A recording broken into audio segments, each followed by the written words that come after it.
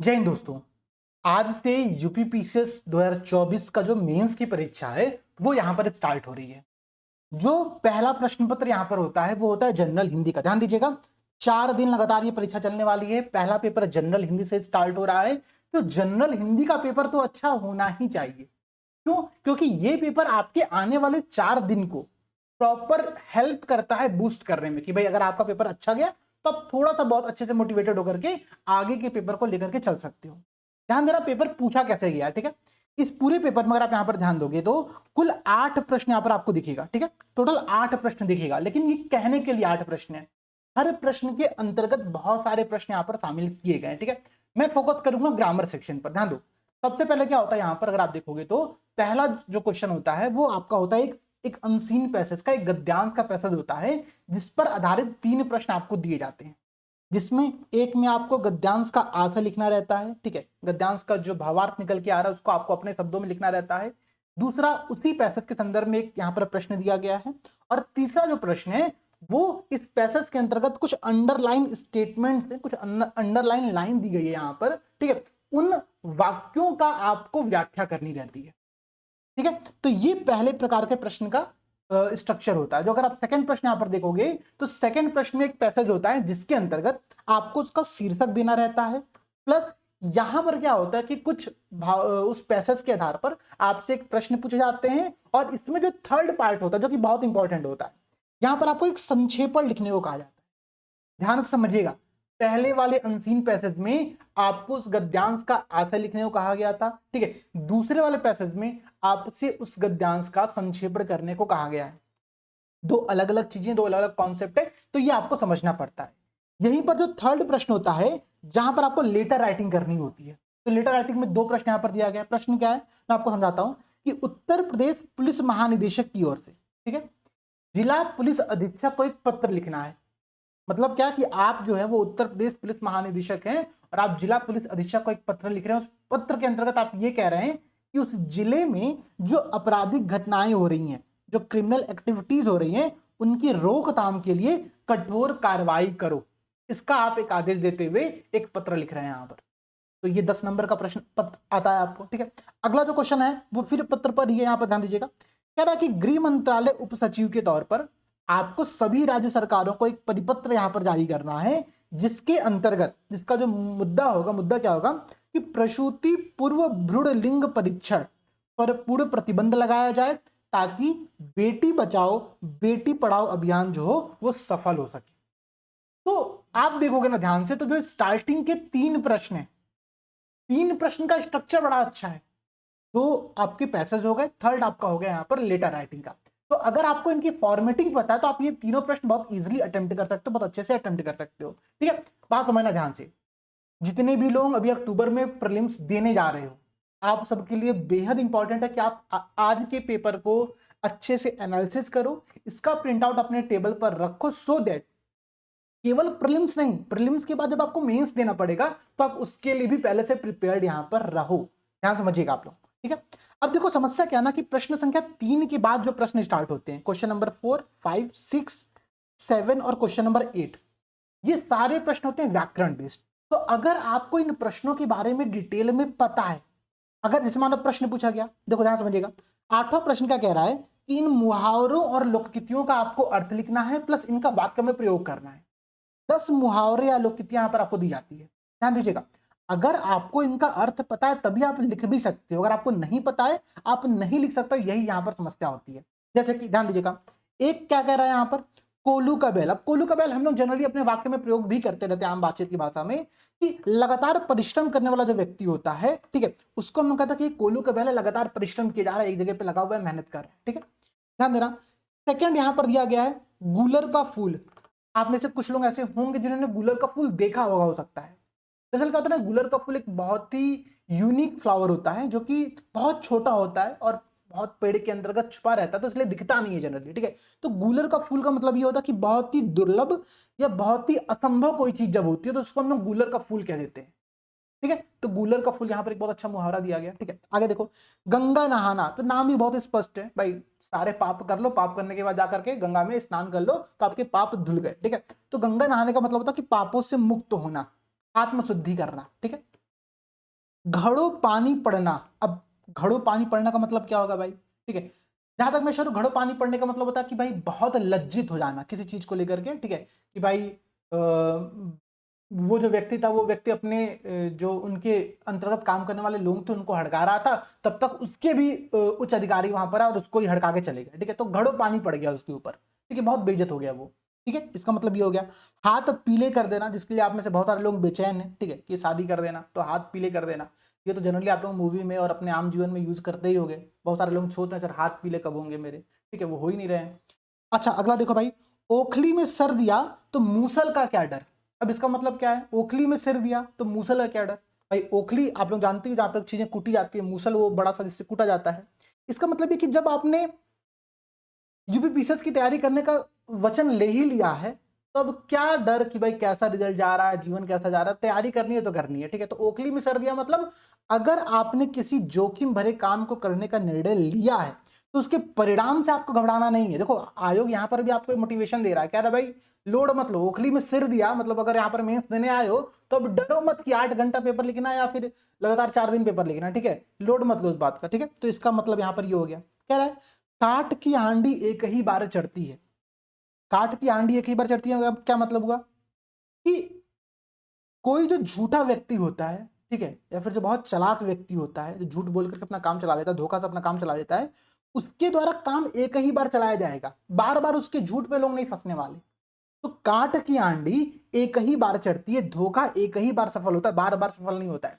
आपके जीवन में ऐसे कुछ लोग होंगे जो आपको धोखा देते होंगे। एक बार धोखा दिया, 2 बार धोखा दिया, तीसरी बार आप कहोगे भाई दूर रहो, मेरे से पास आने की आवश्यकता नहीं है। ठीक है, ये होते काठ की हांडी एक ही बार चढ़ती है। ठीक है, और देखो भाई, नक्कार खाने में तूती की आवाज कौन सुने। ये तो मुझे लगता है प्रीवियस ईयर का प्रश्न है, पिछले साल या उसके पिछले साल ये प्रश्न पूछा गया था आयोग के द्वारा। ठीक है, नक्कार खाने में तूती की आवाज कौन सुने। अब इसका मतलब क्या हुआ भाई? जहां बहुत बड़े बड़े मुद्दों पर डिस्कशन हो रहा है, वहां पर छोटी छोटी जो इश्यूज है उनके बारे में कौन सुनवाई करने वाला? कोई नहीं सुनवाई करने वाला। ठीक है, सब लोग ऑपरेशन सिंदूर में व्यस्त है, बाकी चीजें चली गई तेल लेने। ठीक है, तो ये क्या है, नक्कार खाने में तूती की आवाज कौन सुने।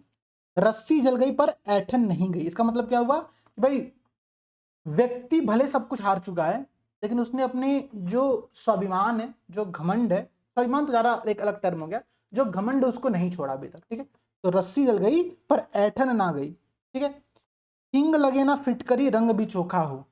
अब इसका मतलब क्या है? हिंग लगे ना फिटकरी रंग भी चोखा हो, मतलब कि बिना कोई खर्च किए, ठीक है, ना तो हिंग लगा उसमें, ठीक है, ना तो फिटकरी, लेकिन रंग एकदम मस्त चोखा तरह रंग हो गया, जबरदस्त रंग हो गया। ठीक है, क्या है इसका मतलब? ये है कि बिना कोई परिश्रम किए, बिना कोई खर्च किए शानदार परिणाम प्राप्त करना, ये होता है आपका हिंग लगे ना फिटकरी रंग भी चोखा हो। अब आप में से बहुत सारे लोग इन मुहावरों का अर्थ जानते होंगे। मैं आप लोगों को एक बहुत अच्छा क्वेश्चन दे रहा हूं, होमवर्क दे रहा हूं।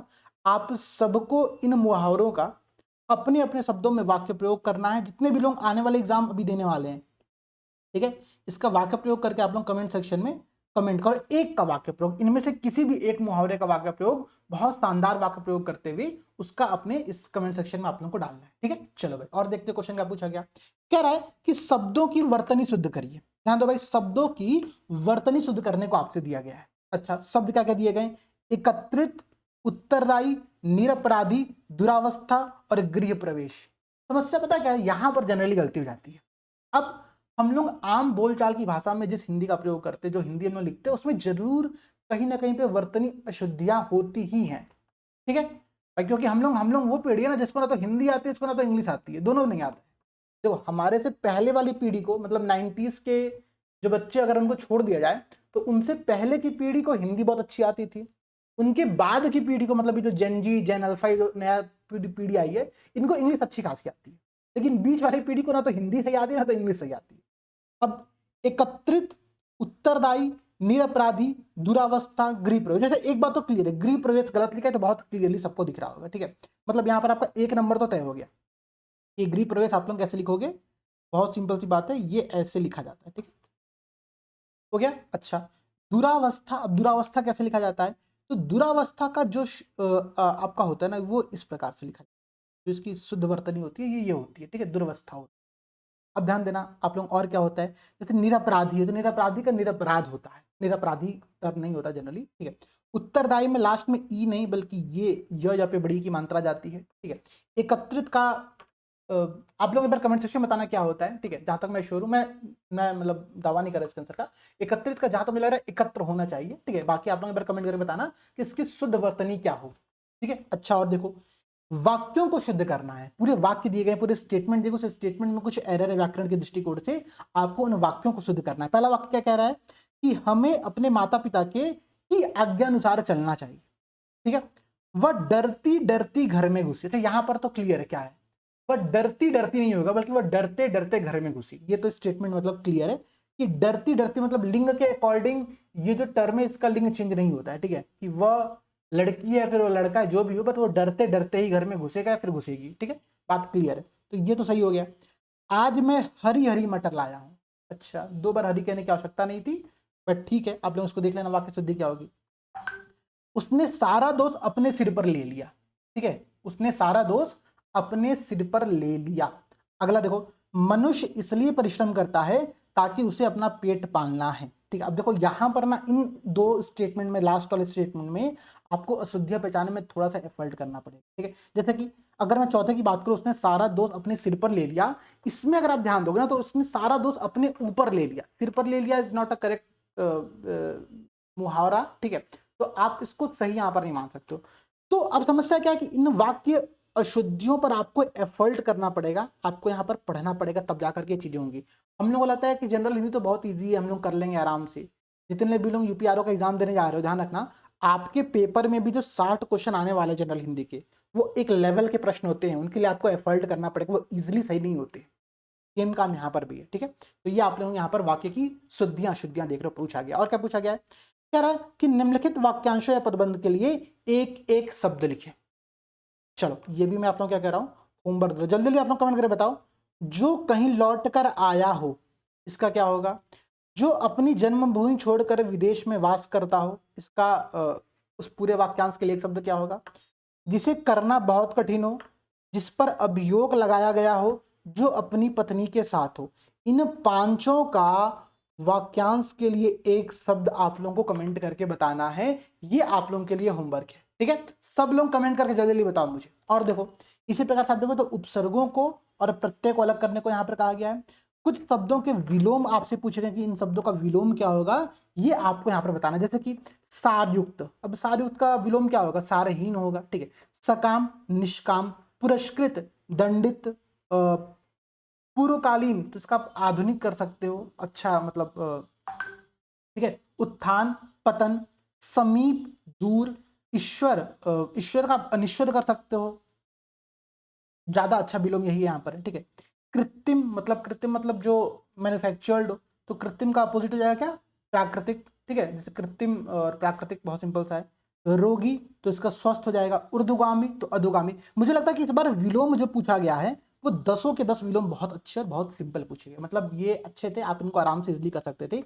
कठिन क्या था, तो कठिन यहाँ पर आपको वाक्य, ये जो वाक्यों की अशुद्धियां थी वो आपको कठिन यहाँ पर लग सकता है, लेकिन विलोम यहाँ पर ठीक ठाक पूछे गए थे। तो ये देखिए ये प्रश्न है आप लोगों का, ये पूरा पेपर है।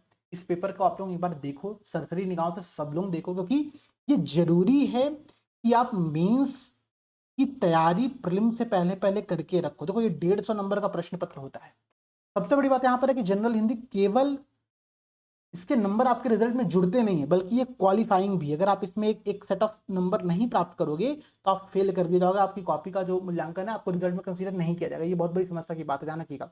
तो जनरल हिंदी एक बहुत इंपॉर्टेंट सब्जेक्ट है, इसको बिल्कुल इग्नोर नहीं करना, चाहे आपका मीडियम कुछ भी हो। पहले दूसरे तीसरे क्वेश्चन एक सेट पैटर्न पर होते हैं कि भाई लेटर लिखना है, अधिसूचना लिखना है, संक्षेपण लिखना है, भावार्थ लिखना है, तो वो आप सीख करके कर सकते हो, पैटर्न समझ के कर सकते हो। बाकी जो व्याकरण का सेक्शन है ना, उसके लिए आपको एफर्ट करना पड़ेगा, चाहे वो उपसर्ग प्रत्यय हो, चाहे विलोम हो, चाहे वाक्यांश के लिए एक शब्द हो, चाहे वाक्य की शुद्धियां हो, वर्तनी शुद्धि हो, चाहे मुहावरा या लोकिति, ठीक है। तो मैंने आप लोगों को 2 होमवर्क दिया। पहला मैंने आप लोगों को होमवर्क ये दिया है कि इन मुहावरों में से आपको एक का वाक्य प्रयोग करके कमेंट करना है। दूसरा मैंने काम आपको यहाँ पर ये दिया हुआ है, ध्यान दीजिएगा, कि ये जो वाक्यांश के लिए एक शब्द है, इन सभी का आंसर आप लोगों को ढूंढ करके कमेंट करना है, ठीक है। तो ये काम सब लोग करिए। ऐसे ही अभी जब निबंध का पेपर आएगा तो उसको भी हम लोग यहाँ पर देखने वाले, समझने वाले हैं, प्लस इसके साथ साथ जीएस के सभी पेपर के हम लोग एक बहुत अच्छी एनालिसिस करेंगे। और आप लोग मुझे बताना, आज के कमेंट में बताना आप लोग मुझे कि आप लोग क्या चाहते हो कि जो अभी हम पेपर जैसे आज हमने डिस्कस किया 15 मिनट का एक ये प्रॉपर डिस्कशन रहा, इसमें और क्या चीजें ऐड किया जाए, क्या हर प्रश्नों को बहुत डिटेल में एनालिसिस करके डिस्कस किया जाए, या फिर अभी हम लोग केवल एक सरसरी निगाहों से पेपर के पैटर्न को समझे और धीरे धीरे समय के साथ हम लोग क्या करें, इन पेपर की एनालिसिस करते चले। ठीक है, तो दो काम आप लोगों को बताना कमेंट सेक्शन में। मिलते हैं आप लोगों से अगली क्लास में। सभी दोस्तों को जय हिंद और जुड़े रहिए, वीडियो को लाइक कर देना, कमेंट सेक्शन में अपना कमेंट ड्रॉप कर देना। जय हिंद।